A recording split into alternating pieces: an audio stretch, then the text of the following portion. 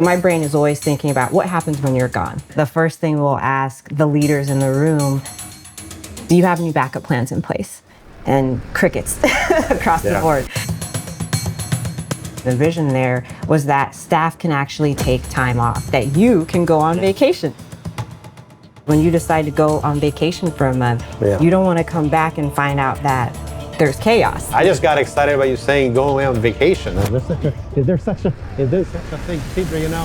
When people come in with like new policies, new procedures, new systems, new ways of doing business, things sometimes tend to fall apart. What can be done when things like that are starting to kind of happen? So the way that we provide our services, they fall into 3 buckets. We have our assessment and engagement, our infrastructure building, and then our compliance. I know they have like the 5 love languages. The 6th one was planning, and that's mine. You can say you want to do these things. You can say you want to change chaos mode, but do these folks have in place accountability loops? If the answer is no, then... Hey everyone, this is Arthur Olshansky. We're back again with another exciting episode of Klik TV. This time, once again, we are on site here at Strong and Starlike in Upper Marlboro, PG County, Maryland, at an amazing historic office here. So really cool walking into the building. With me today is Tisidra Jones, CEO of Strong and Starlike. Tisidra, thank you so much for joining us this morning on this super exciting episode of Klik TV. Thank you. Thank you so much for having me. I'm so excited to have this conversation. Awesome. Well, first question off the bat, I want to learn like how you got into this business, right? I know you're big into helping businesses, right? And you have a lot of experience. What was the driving factor to start Strong and Starlike? Yeah, and so I always had a vision to want to be a business owner. However, the time at which I started the business, I had started my career after law school in government, running small business contracting programs. And so that was a really huge opportunity that I'm grateful for, although I never wanted to work in government. I always told my grandmother, I said, it's the last thing I'd ever want to do. But it ended up being the opportunity. What it allowed me to see how our systems that govern our everyday lives function from that governmental perspective, especially around small businesses and small business government contracting. And so I started out doing outreach and allowed me to connect with small businesses, listen to them, understand what's important to them, what do they need, their hopes, their dreams, but then also understand how our systems in terms of contracting work in the local and then state and federal levels, and figured once my time with the city that I was working with was done, how can I do this differently from the outside perspective now to help businesses understand systems, navigate these systems, and hopefully be able to make the economic impact and growth that they're hoping in their community. And that's what our team does. We try to do that through a lot of different ways with our clients.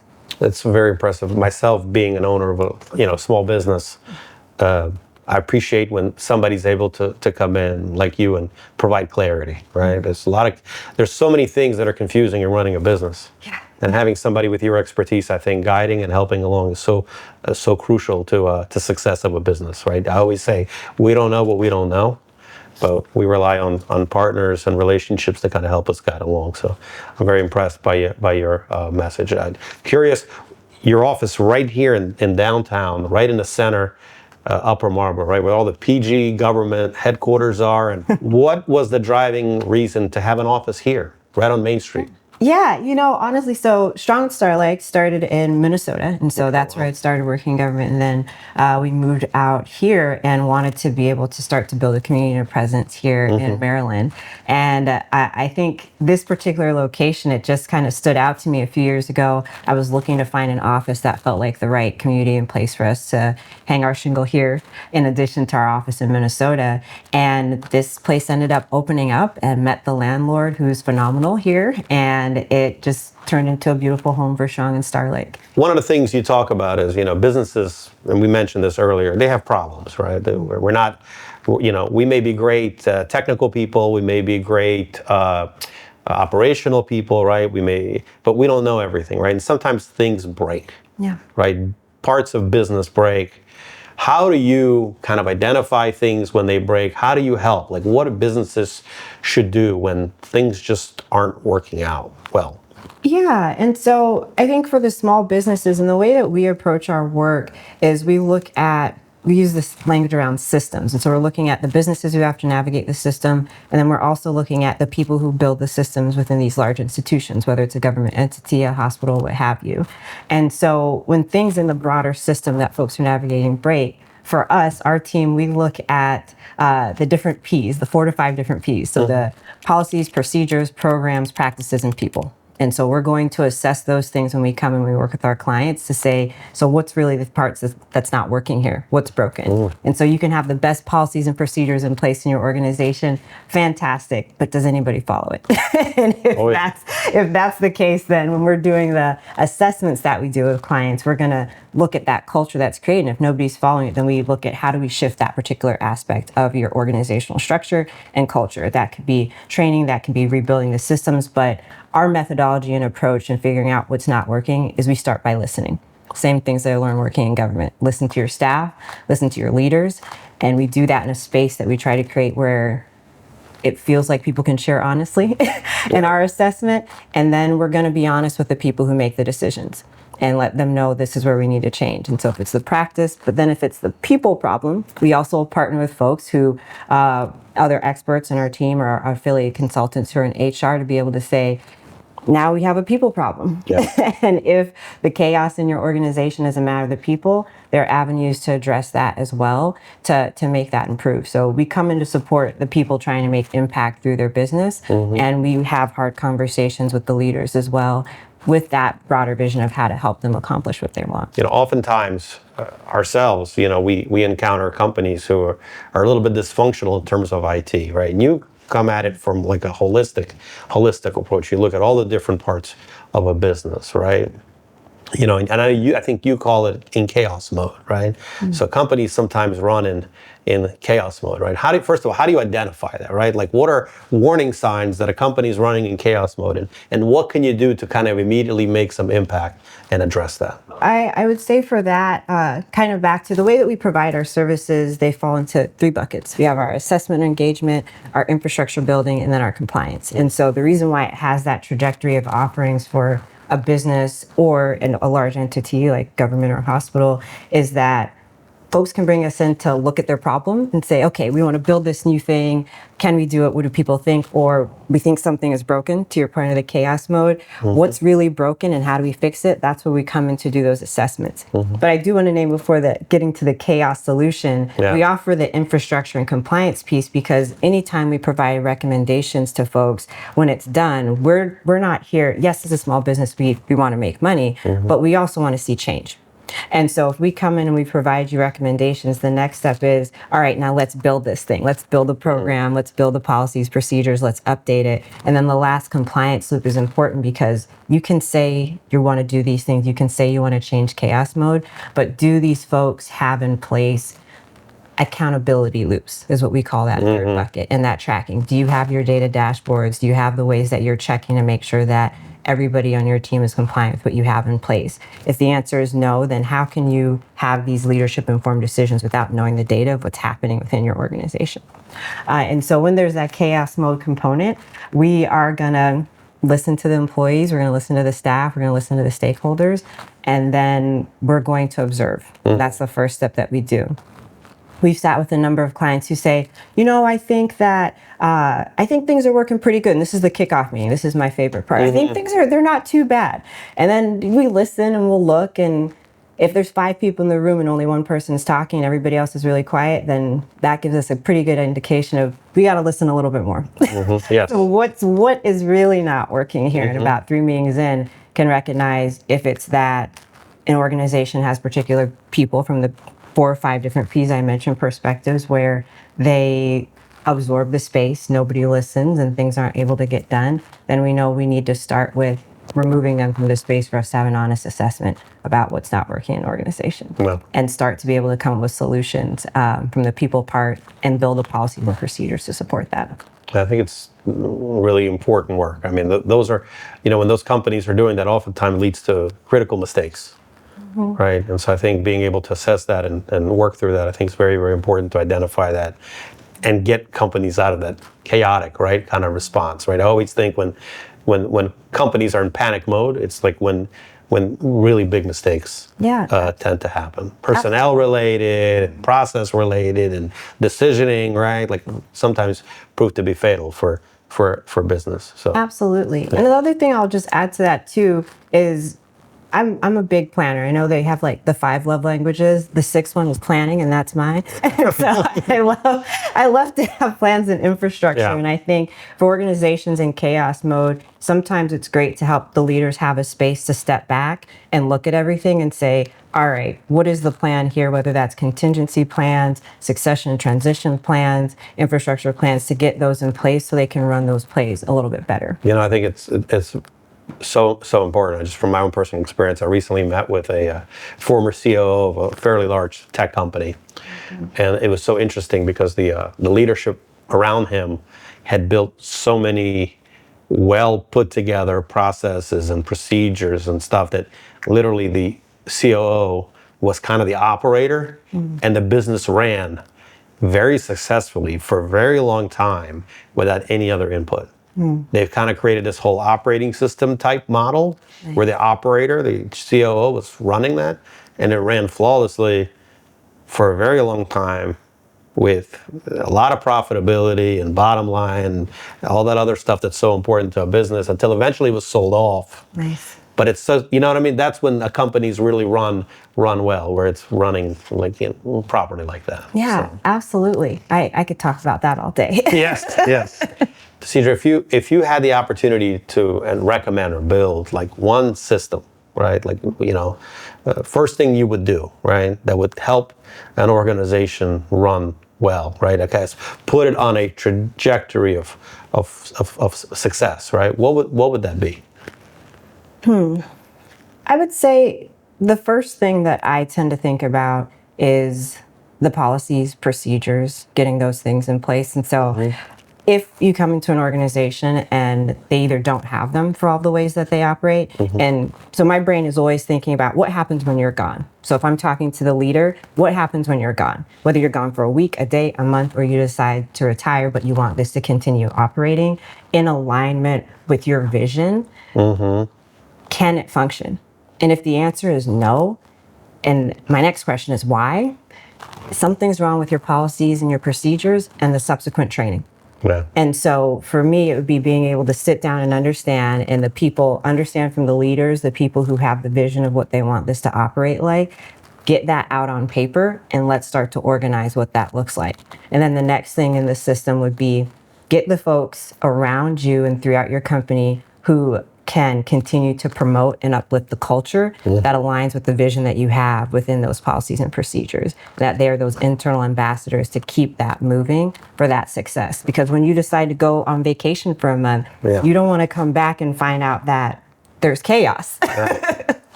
So you want to. I just got excited about you saying going away on vacation. Is there such a thing? Tisidra, you know, hearing you say that, like, I'm starting to wonder, have you spent time hanging out with our CTO, Roman Traga? Because he says exactly the same thing. And so important is documenting, creating, you know, standard operating procedures, right? And like what ifs and diagramming that, right? And it only makes your team members stronger because they can have a playbook, right? To run through in all different aspects of a business. That's really, really powerful. It's almost funny because I hear this all the time. Although he says, what if I get hit by a bus? You know, we say, what if you hit a lottery? What if you hit Powerball and you walk away with 800 million? He's like, I'm still going to hang out at Klik. So, but that's really, really great to hear. Tisidra, I wanted to get your opinion on certain things. Sometimes in an organization, when people come in with like new policies, new procedures, new systems, right, new ways of doing business, things sometimes tend to fall apart, right? It's naturally, right? You mentioned before, could be like a people problem, right? Some people just cannot be brought into like a team type model, right? You have a lot of individual contributors and stuff like that, right? What can be done when things like that are starting to kind of happen? Yeah. So if you're recognizing, and I think for this one, I'm talking to the leaders, whether you're a manager leading a team or a CEO or in C-suite, if you're starting to notice those things are happening, you have to get the data, as one of my coaches said. Oh, yeah. You know, I'm someone who, I was an athlete for a long time, and I think from moving into business, that some of the mentors I had said that it's important that you also have your personal board of advisors and you have your coaches still in this kind of role.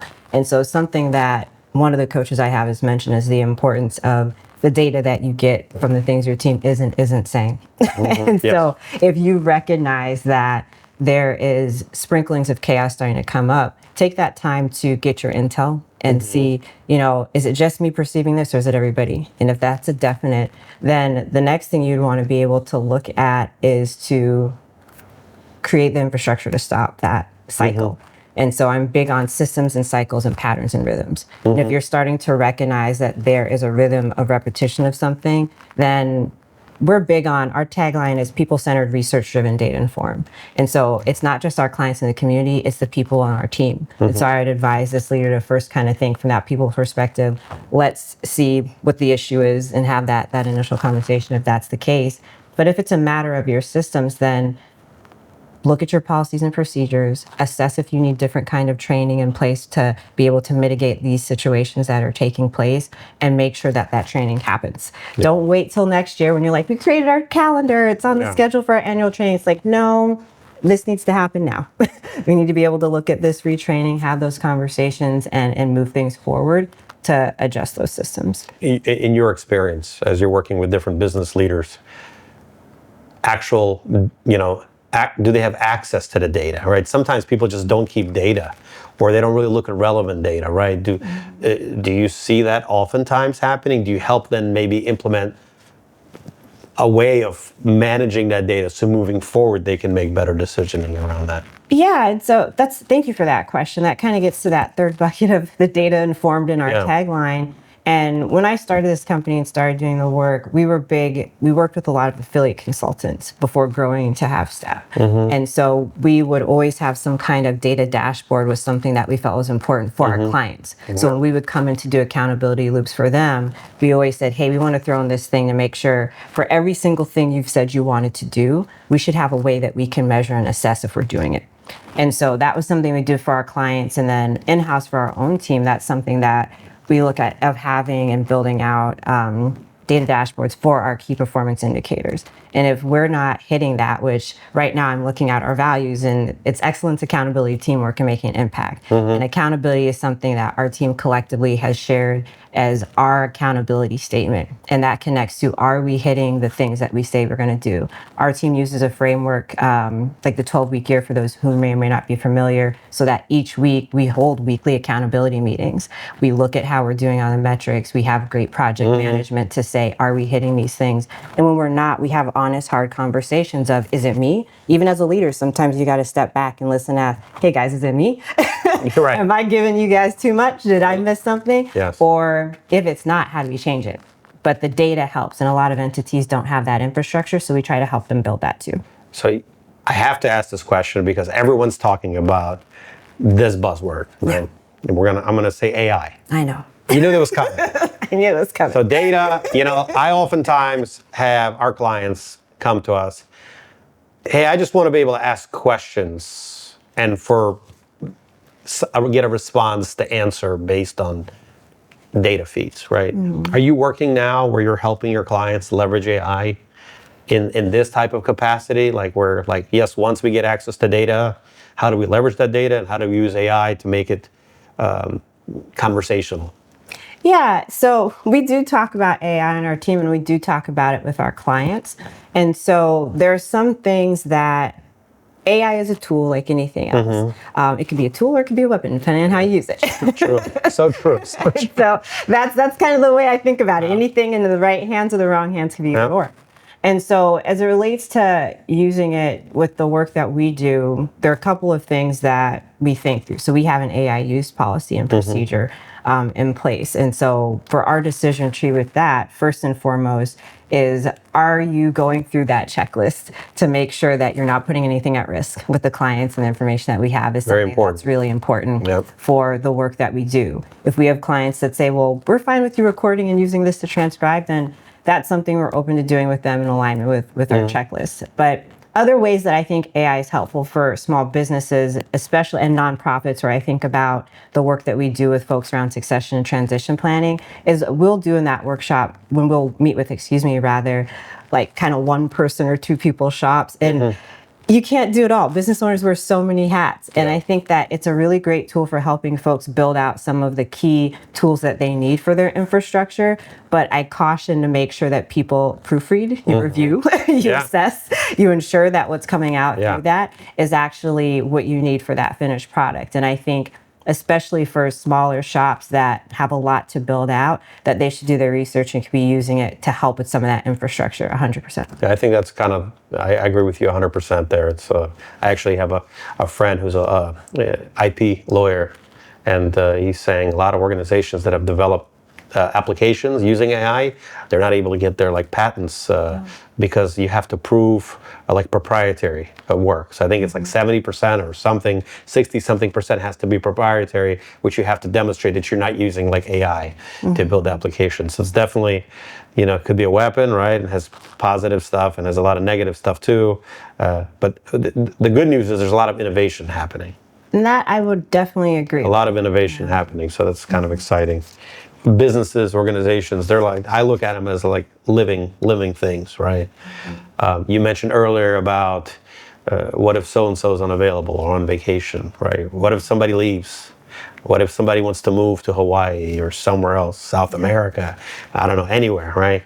What happens to a business, right? Like, and what things can a business put into place that as team members, as leadership may change, the business still has the ability to move forward?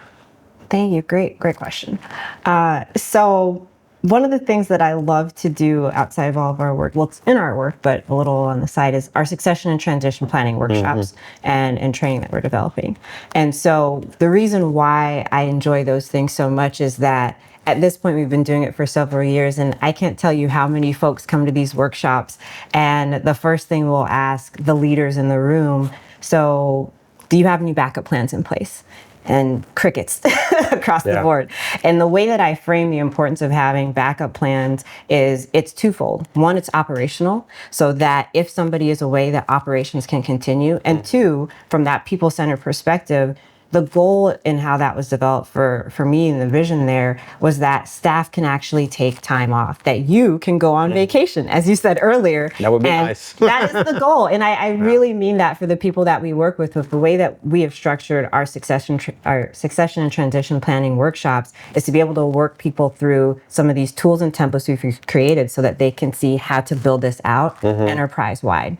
So that way, part of the way that it looks at it is coming up with, all right, what are your critical positions? And if they're gone, what are those things that they need to do? And every single staff member should have that backup plan in place so that if you are gone on that vacation that we're dreaming about now for you, that you have a backup plan in your file that everybody knows they just run the play. Everything that you need to take care of and cover, that it's there and you're able to navigate it. And so I love working with people and having people come to this workshop that we do to be able to go through it and come out with a tangible plan that they can use that makes it easier for them. I think it's every business leader's dream, right? Is to have something like that in place where people can make decisions, they can follow process and different procedures without actually reaching out to the, you know, and I think a lot of the work that you're doing really aligns that. I'll have to check out one of these workshops for sure myself. Absolutely. Tisidra, you know, one of the things that I think we had an earlier conversation about, you know, there's a lot of these contracting opportunities for small businesses. A lot of people don't really know how to navigate, right? They make critical mistakes, or they don't even know how to, you know, where to go, what to do, right? I know oftentimes that just slows things down. And sometimes that's very important from having success in business, right? You know, how do you guys help businesses streamline and be more efficient in this process and to make sure they're not making those mistakes? Yeah, that's a great question. And I'm actually going to turn over to my colleague, Aisha, to talk a little bit more about the certification component for small businesses in that arena. Thank you, Tisidra. My name is Aisha, and I am the project manager at Strong and Starlike. So sometimes we see that businesses that that work in multiple NICS code would like send only one NICS code for the business, and we found that that can hinder them from getting opportunities in a specific NICS codes. So, for example, let's say you're in construction and you do like roofing and flooring. Sometimes a business will only send in NICS code for flooring and not roofing. And so if a contractor is looking for a business in flooring, you'll miss that opportunity because you only submitted roofing. And we also see that sometimes businesses don't update their contact information. Some certifications takes about 3 years before it expires. So if a business moves within that time frame, they don't update their contact information, and that kind of hinders them from getting opportunity as well. Lastly, we also see that recertification, like they wait to the last minute before submitting their recertification application, and that process may vary sometimes. So we advise that businesses submit their application maybe 2 to 3 months to give ample time for that to be processed. I think that's so important to work with people that really know what they're doing, right? I've heard horror stories of people that, somebody was early on in the process spearheading the effort of getting whatever the contract in place, and that person leaves. But nobody updates that information. So people are reaching out to this individual asking for different types of contracting opportunities. And there's nobody monitoring that inbox and nobody responding. So that's great. And you can do this, it's not just a one-time thing, right? You can provide guidance along the way as they have the opportunity to expand in those contracts, right? Exactly, yes. Awesome, thank you so much. Thank you guys once again for joining us on this episode of Klik TV on the go, right? So please continue to like, subscribe, share. Please share, comment who you think would be a great guest here on our show. Tisidra Jones, thank you so much for joining us. Can you please let our audience know if they want to talk to you, get a hold of you, how do they do that? Absolutely. Thank you so much for having me here. Please go to www.strongandstarlike.com.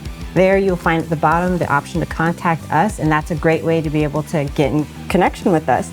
Also, we also have a section on there where you can find out more about our workshops. So check it out. Thank you.